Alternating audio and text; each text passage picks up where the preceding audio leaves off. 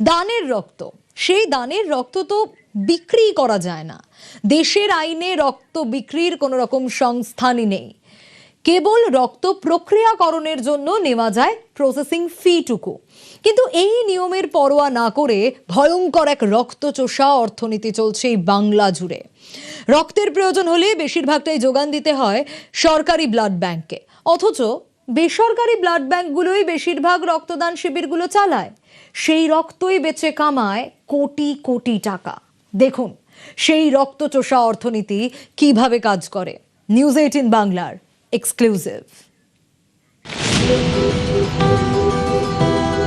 রক্তদান মহৎদান, মাইকে এই মন্ত্র শুনিয়ে ক্লাবে ক্লাবে রক্তদান শিবির। কিন্তু দান করা এই রক্তকে ঘিরেই চলে রক্তচোষাদের কারবার। সূত্রের দাবি, রক্তদান শিবির আয়োজনের জন্য বেসরকারি ব্লাড ব্যাংকগুলি এক একটি ক্লাবকে রক্তদাতা পিছু 1.5 থেকে 2,000 টাকা করে দেয়, আর ক্লাবগুলি রক্তদাতা পিছু 500 থেকে 1000 টাকা খরচ করে। রক্তদাতাদের হাতে তুলে দেয় উপহার। সূত্রের দাবি, রক্তদান শিবিরের আয়োজন করলে রক্তদাতা পিছু ক্লাবের আয় হয় কম করে 1000 টাকা।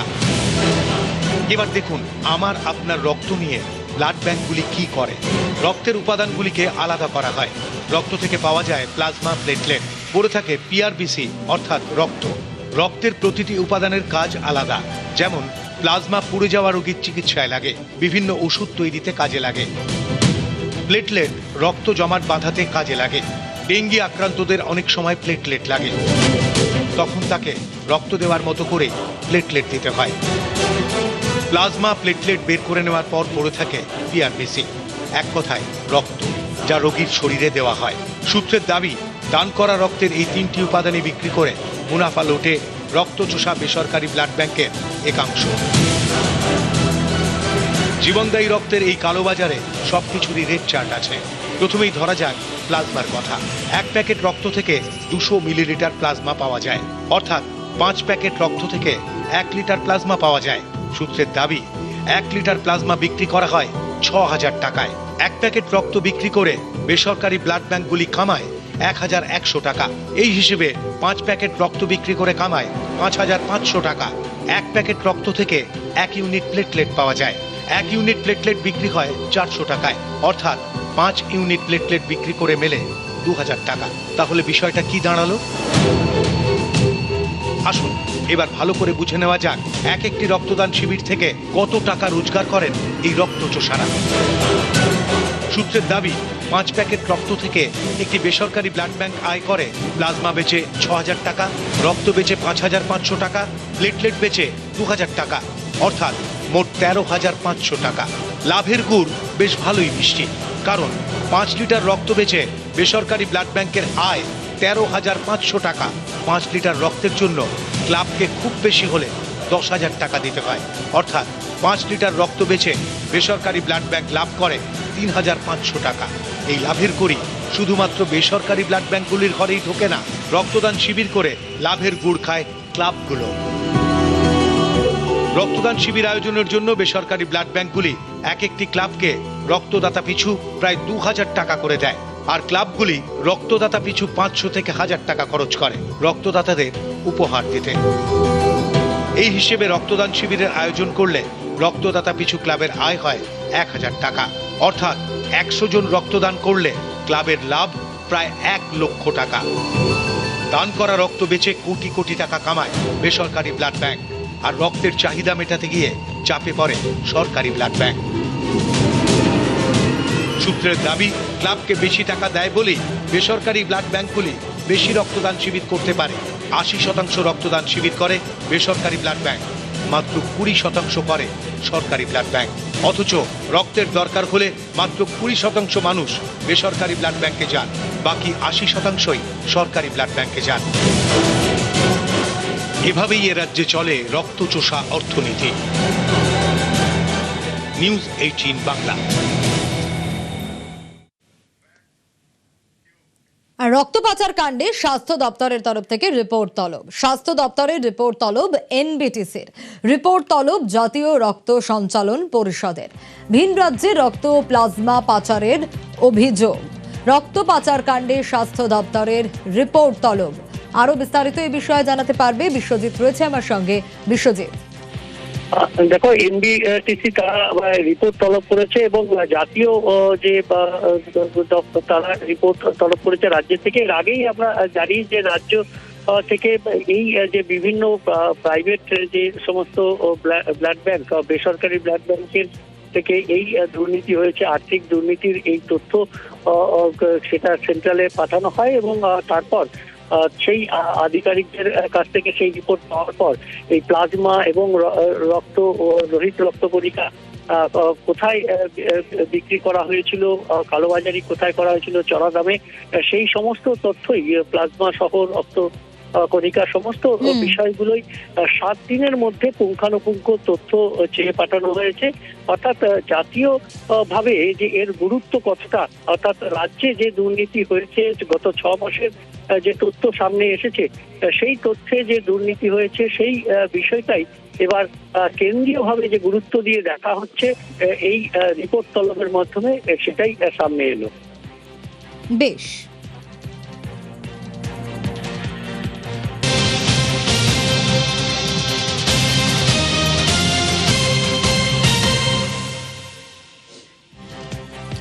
আর এবার যে নজর রাখতেই হবে, থ্যালাসেমিয়া রোগীদের রক্তের ক্ষেত্রে অগ্রাধিকার। কালোবাজারি রুখতে বন্ধ একাধিক বেসরকারি ব্লাড ব্যাংক বন্ধে স্বাভাবিকভাবেই রক্তে টান পড়ার আশঙ্কা। যোগান ঠিক রাখতে ব্লাড ব্যাংকে নির্দেশ স্বাস্থ্য দপ্তরের।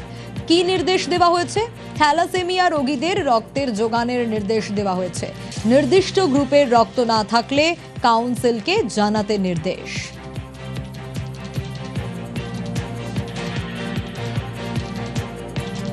জিরো টলারেন্স, এবং সেটা যদি বিজেপি কর্মীরা হয় তাদের ক্ষেত্রেও কিন্তু ব্যবস্থা নেওয়া হবে। আর এবার বেহালায় বিজেপি নেতার তোলাবাজির অভিযোগ উঠে আসছে। বিজেপি নেতার বিরুদ্ধে তোলাবাজির অভিযুক্তকে বিজেপির মণ্ডল সভাপতি বিট্টু সরকার। দেখুন আগে ছবিটা দেখাই। আপনি ভালো তো বলতে দাদা, হ্যাঁ দাদা তুই রাতে কেন আমাকে মারবে?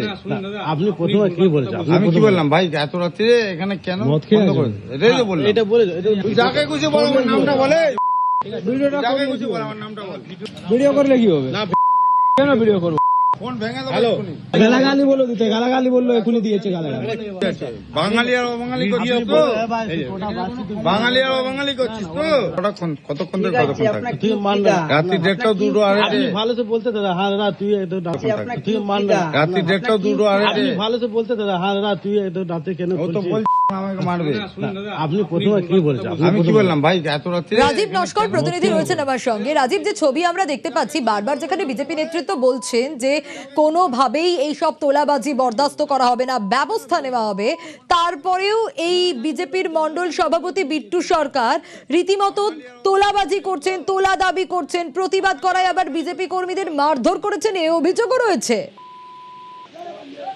হ্যাঁ দেখো সোনিয়া, বেহালা শোষণা 127 নম্বর ওয়ার্ডের মন্ডল সভাপতি বিট্টু সরকারের বিরুদ্ধে তোলাবাজি, দাদাগিরি ও মারধরের অভিযোগ। সূত্রের খবর যেমনটা জানা যাচ্ছে, 127 নম্বর ওয়ার্ডের একটি বাইকের দোকানে গিয়ে টাকা চাওয়া হয় মন্ডল সভাপতি। তিনি নিজে গিয়ে টাকা চান, তারপরেই যখন টাকা না দিতে চায় তখন কিন্তু ওই দোকানের মালিককে কিন্তু বিধায়ক মারধর করা হয়। তখনই বিজেপির যে আরো যে কর্মীরা রয়েছে তারা প্রতিবাদ করে, কেন তার থেকে টাকা চাওয়া আগে। এমনকি তারপরেই যে বিজেপি কর্মীরা যারা প্রতিবাদ করেছিলেন তাদেরকেও মারধর করা হয় বলে অভিযোগ ইতিমধ্যেই শোষণা থানায় অভিযোগ দায়ের করা হয়েছে। সোনিয়া, এখনো পর্যন্ত কিছু ব্যবস্থা নেওয়া গেছে? ইতিমধ্যেই শোষণা থানায় অভিযোগ দায়ের করা হয়েছে, তদন্তে শোষণা থানা পুলিশ। রাত্রি 1:30 2টো আড়াইটে। একটু সঙ্গে থাকো, দেখি একটু অভিযোগগুলো শুনি। আমাকে মারবে। আপনি প্রথমে কি বলেছেন? আমি কি বললাম ভাই, দোকান ছিল তো আমার বাড়ির সামনেই মারপিট ঝামেলা হচ্ছিল। আমি জাস্ট কিছু দাঁড়িয়ে ছিলাম, আমি ছাড়াতেও আসিনি, দাঁড়িয়ে ছিলাম। আমার হাতে ফোনটা ছিল, তারপরে কিছুদিন আমি ভিডিও করেছি। হ্যাঁ, আমার হাতে ফোন নিয়ে আমাকে ওই মেরে কাটিয়ে দিয়েছে। দেখুন, আমি বিজেপির একজন সাধারণ কর্মী, সভাপতি আর মনে সভাপতি। উনি তৃণমূলের কিছু গুন্ডা বানিয়ে নিয়ে বাইরে থেকে নিয়ে এসে যখন অত্যাচার চালাচ্ছিল গ্যারেজটার উপরে, তো আমার পাশেই বাড়ি, আমাকে ওখানে মারে, মেরে আমার মুখ কাটিয়ে দেয়। দুজনে 11:15 মধ্যে দুজনে এসছে, লোক কোথায় লোককে ডাকুন, দোকান বন্ধ করতে বলুন। এমন কেন করছে, দোকান বন্ধ করতে বলুন। জোর জুলুম দাদাগিরি। হ্যাঁ দাদাগিরি। আপনি কিস্তি একটা দিচ্ছেন কেন? ভদ্রভাবে কথা বললেন না, শুনছি তো আমরা। থানা অভিযোগ করেছি, এফআইআর করেছি, সেটা বলার কারণে উনি বলছেন তা তোরা বিহারিদের বেশি তো মাথা হয়ে গেছে, বেশি করছিস তার দেখাচ্ছি, তার মধ্যে ছেলে করে ডেকেছি ওরা, আমি হয়তো মারধর করেছি। টাকা চাইছিল? টাকা আমার কাছ থেকে না, টাকা দোকানে যে ওনার আছে টাকা দিয়েছে। আচ্ছা, ওনার নিজের নাম বলেছে বিট্টু সরকার, পরিচয় দিয়েছেন উনি মন্ডল সভাপতি 4 নম্বর। রাজীব, সরসুনায় বিজেপি নেতার বিরুদ্ধে পুলিশে অভিযোগ দায়ের হয়েছে, কিন্তু এখনো পর্যন্ত কি ব্যবস্থা নেওয়া গেল? ইতিমধ্যে সরসুনা থানায় কিন্তু অভিযোগ দায়ের করা হয়েছে। গতকাল রাতে যেমনটা জানা যাচ্ছে 127 নম্বর ওয়ার্ডের 4 নম্বর মন্ডল সভাপতি বিট্টু সরকার একটি মোটর বাইকের দোকানে কিন্তু টাকা চায়। সেই মালিক যখন টাকা দিতে অস্বীকার করে বিট্টু সরকার তিনি মারধর করে। তখনই আরো যে বিজেপি কর্মীরা ছিল সেই বিজেপি কর্মীরা যখন প্রতিবাদ করে কেন তার থেকে টাকা চাওয়া হয়, তখন কিন্তু বিজেপি কর্মীদেরও কিন্তু মারধর করে বলে অভিযোগ। ওই বিট্টু সরকার মারধর করে এবং বেশ দেখি কি ব্যবস্থা নেওয়া যায়, নজর থাকবে।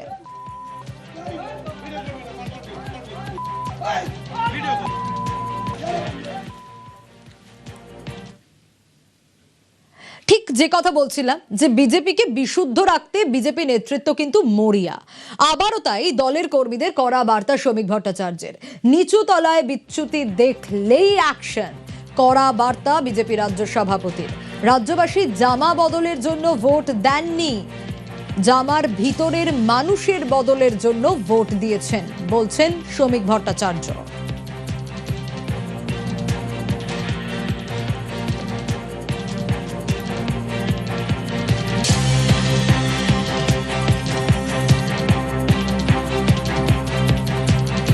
যেখানে বিচ্যুতি দেখা যাচ্ছে সেখানে দলীয় সংগঠনের পক্ষ থেকে ব্যবস্থা নেওয়া হচ্ছে এবং রাজ্যের মুখ্যমন্ত্রী শুভেন্দু অধিকারী তিনি প্রথম দিন থেকেই কঠোরভাবে এটাকে দমন করার চেষ্টা করছে। কোনো রাজনৈতিক দল এখনো পর্যন্ত তৈরি হয়নি যার সামান্যতম বিচ্যুতি না থাকে। যে অত্যাচার তৃণমূল কংগ্রেস 15 বছর ধরে করেছে তার যদি প্রতিক্রিয়া হতো তাহলে অনেকেই লিঞ্চিংয়ে মারা যেত, সেটা হয়নি। সমস্ত বিধায়করা অক্ষত আছেন, সমস্ত মন্ত্রীরা অক্ষত আছেন, সমস্ত কাউন্সিলর অক্ষত আছেন। বিজেপি ওই পথে হাঁটেনি, কারণ আমরা পশ্চিমবঙ্গের যে চিরাচরিত রাজনৈতিক সংস্কৃতি, ভোট পরবর্তী হিংসার সংস্কৃতি, সেটা থেকে রাজ্যকে মুক্তি দিতে চাই এবং রাজ্যবাসী সেই উদ্দেশ্যেই ভোট দিয়েছেন। আমি আবার বলছি, রাজ্যবাসী জামা বদলের জন্য ভোট দেননি, জামার ভিতরের মানুষটার বদলের ভোট চেয়েছে। 15 দিনের চূড়ান্ত সময়সীমা দেওয়ার পর এবার সরাসরি বিজেপি রাজ্য সভাপতি শ্রমিক ভট্টাচার্যের বার্তা, নিচু তলায় কোনো রকম বিচ্যুতি বরদাস্ত করা হবে না। তবে সার্বিকভাবে এত বড় দল বিচ্যুতি থাকতেই পারে, তবে কোনো রকম বড় বিচ্যুতি দল যে সহ্য করবে না সেটা আরও একবার 5ম দিনের মাথায় কার্যত বুঝিয়ে দিলেন বিজেপি রাজ্য সভাপতি শ্রমিক ভট্টাচার্য। তার বার্তা, কোনো রকম বিচ্যুতি থাকলে দল চূড়ান্ত সিদ্ধান্ত নিতে বাধ্য হবে। শুধু তাই নয়, ইতিমধ্যেই বিজেপির রাজ্যের যিনি অন্যতম পর্যবেক্ষক রয়েছেন অর্থাৎ সুনীল বানসাল, তার তরফ থেকেও জেলা ভিত্তিকভাবে যে বৈঠক, সেই বৈঠক হয়ে গিয়েছে। জেলা সভাপতি থেকে শুরু করে জেলা ভিত্তিক বিধায়কদেরও কার্যত বিজেপির নির্বাচনী কার্যালয় অর্থাৎ সল্টলেকে ডেকে পাঠানো হয়েছিল। সেখানের বৈঠকেও বলে দেওয়া হয়েছে কোনো রকম নিচু তলায় ভুল বারবার করে বরদাস্ত করা হবে না। যদি এই ভুল বারবার কেউ করে তার বিরুদ্ধে দল চূড়ান্ত সিদ্ধান্ত নেবে। অর্থাৎ নিচু তলায় যাতে করে কোনো রকম বিচ্যুতি না থাকে তার জন্য এবার দলের রাশ টানতে চাইছে রাজ্য নেতৃত্ব। ক্যামেরায় কাঞ্চনের সঙ্গে প্রীতিশ বন্দ্যোপাধ্যায়, নিউজ 18 বাংলা, কলকাতা। নৈহাটির প্রাক্তন তৃণমূল বিধায়ক, তাকে গ্রেফতার করা হয়েছে। প্রাক্তন তৃণমূল বিধায়ক সনৎ দে গ্রেফতার। কেন গ্রেফতার? একাধিক অভিযোগ রয়েছে তার বিরুদ্ধে। কয়েকদিন আগে তার বাড়িতে পুলিশি তল্লাশিও চলে, আর গতকাল রাতে তাকে গ্রেফতার করা হয়। কোথা থেকে গ্রেফতার, কেন গ্রেফতার, কি কি অভিযোগ রয়েছে আরো বিস্তারিত জানবো। তবে তার আগে আরো একবার জানাবো, প্রাক্তন তৃণমূল বিধায়ক, তাকে গ্রেফতার করা হয়েছে। অরুণ রয়েছে আমার সঙ্গে। অরুণ, চোর চোর স্লোগান শোনা যায়, আমরা জানি যে এর আগে পুলিশি তল্লাশিও চলে তার বাড়িতে। কি কারণ, কি কি অভিযোগ রয়েছে প্রাক্তন তৃণমূল বিধায়কের বিরুদ্ধে যে তাকে গ্রেফতার করা হলো? দেখো, এই সনৎ দে মাত্র 1.5 বছর বিধায়ক ছিল উপনির্বাচনের পর। তারপর পরবর্তী তিনি ভরাডুবি হন, তিনি হারেন। এরপর থেকে কিন্তু তার এত বিশাল সম্পত্তি, একটা বিধায়ক, সামান্য অ্যাম্বুলেন্স চালক ছিলেন এই সনৎ দে, সেখান থেকে এত প্রতিপত্তি, তার বাড়ি গাড়ি, ওষুধের বিশাল ওষুধের দোকান, সেখান থেকে তিনি ডাম্পার কিনেছেন, লরি কিনেছেন, বালি পাথরের ব্যবসা সব নিয়ে এলাকায় মানুষের কাছ থেকে একটা বিশাল ক্ষোভ তার প্রতি জড়ে গেছে। ভোট পরবর্তী সময়ে তিনি ভোটের আগে বহু বিজেপি কর্মীকে বেধড়ক মারধর করেছেন এবং নিজে হাতে মারধর করেছেন বলে বিজেপি কর্মীর অভিযোগ করেছে। তাই সকালবেলা যখন তাকে গ্রেপ্তার করা হয়, গোপন সূত্রে খবর পেয়ে তাকে নিয়ে আসা হয় নৈহাটি থানায়। সেই সকালবেলাতেই কিন্তু এলাকার মহিলারা সেখানে চলে এসেছিল এবং তাকে দেখে চোর চোর স্লোগান দেওয়া শুরু করে। তখন তাকে ব্যারাকপুর আদালতে নিয়ে যাওয়া হয়। একেবারেই অরুণ একটু শোনাবো যে চোর চোর স্লোগান দেওয়া হয় প্রাক্তন বিধায়ককে দেখে।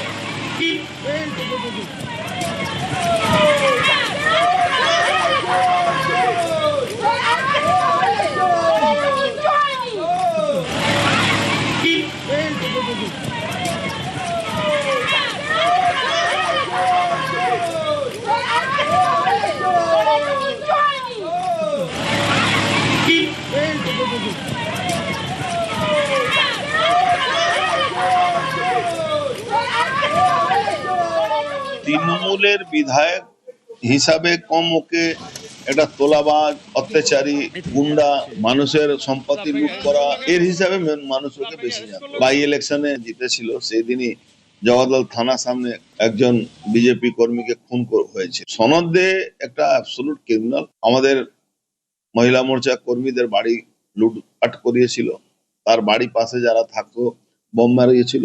একটা অ্যাম্বুলেন্সের খালাসি ড্রাইভার কাজ করা লোক আজকে হাজার হাজার কোটি টাকা মালিক আছে।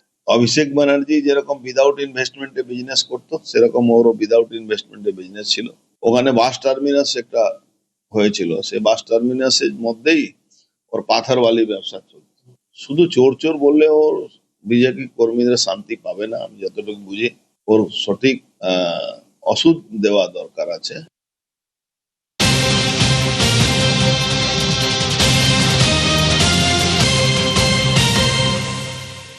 এবার এই যে বীরভূমের টুলু মণ্ডল, তার সঙ্গে আবার সনদদের একটা কানেকশন আছে, এই অভিযোগ উঠে আসছে। অর্জুন সিং এ অভিযোগ করছেন। একটু অরুণের কাছ থেকে জানি, অরুণ এই কানেকশনটা কিভাবে, মানে টুলু মণ্ডলের সঙ্গে কিভাবে কানেক্টেড সনদ? দেখো, পরিবহন মন্ত্রী অর্জুন সিং তিনি নিজে দাবি করেছেন, তিনি খোঁজ নিয়েছিলেন যে সেই সনদের নামে অনেকগুলো ডাম্পার রয়েছে, অনেকগুলো বুলডোজার রয়েছে, অনেকগুলো লরি রয়েছে। এই টুলু মণ্ডল যখন বীরভূম থেকে বালি নিয়ে এসে পাথর নিয়ে এসে এখানে ব্যবসা করতো, এই সনদ বলে দাবি করেন অর্জুন সিং। ফলে তার সঙ্গে একটা গোপন যোগসূত্র রয়েছে। কারণ এত তাড়াতাড়ি সনদ কিভাবে ফুলে ফেঁপে উঠলো, এই নিয়ে কিন্তু প্রশ্ন করেছেন অর্জুন সিং। তিনি আরও বলেন, সনদের কুকর্ম যে ছাড়া আস্তে আস্তে ক্রমশ ছড়িয়ে পড়ে, এই টুলু মণ্ডলের সঙ্গে তার একটা যোগসূত্র তিনি কিন্তু উদ্ধার করেছেন এবং তিনি পরবর্তী ক্ষেত্রে সেটাকে তিনি আরোভাবে দেখবেন। কারণ কিভাবে এই টুলু মণ্ডলের সঙ্গে তার পরিচয়, এই দাবি কিন্তু করেছেন খোদ পরিবহন মন্ত্রী অর্জুন সিং। এই নিয়ে কিন্তু তাকে পুলিশে আজকে বেশ পাথর ব্যবসায়ী টুলু মণ্ডল, তার সঙ্গে নাম জড়িয়ে যাচ্ছে সমস্ত। নাম জোড়াবার ব্যাপার নেই, টুলুর সঙ্গে সনদের যোগাযোগ আছে। বীরভূমে অনেক কাজ করে, বীরভূমে ওর অনেক বড় শেড আছে, অনেক বড় ওখানে গাড়ি ফাড়ি রাখা, ওখানে সনদে টুলুর সাথে 100%